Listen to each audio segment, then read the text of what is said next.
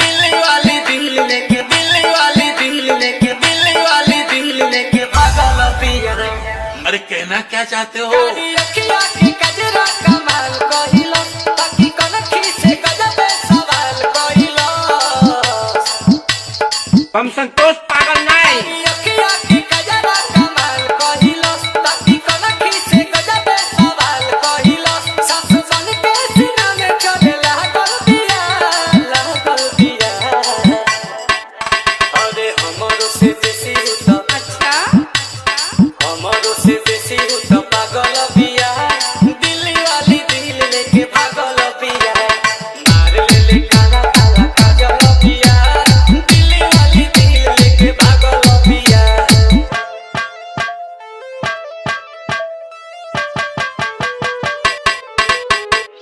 दिल्ली वाली दिल लेके You want it, you want it.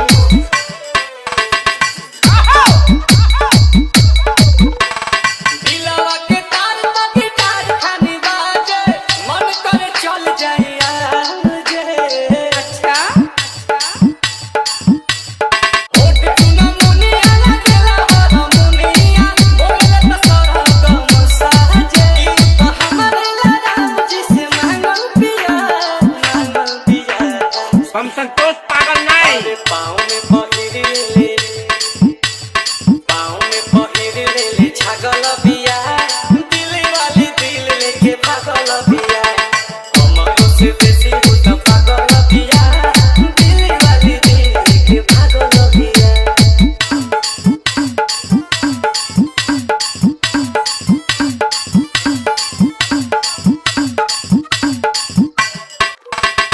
Ganga ji के पानी खानी रहे वो पवित्र लागले होठ जैसे हीटर। अठारह बरस के धीरे धीरे हंस के बस गई दिलवा के भीतर। नील कमल खाती रात भर जागल बिया जागल बिया।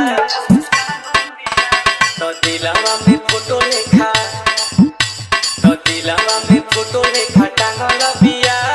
दिल्ली वाली दिल लेके पागल बिया। हमरो से बेसी हो तो पागल बिया। दिल्ली वाली दिल लेके पागल बिया। You want it, you want it. You want it, you want it. You want it, you want it.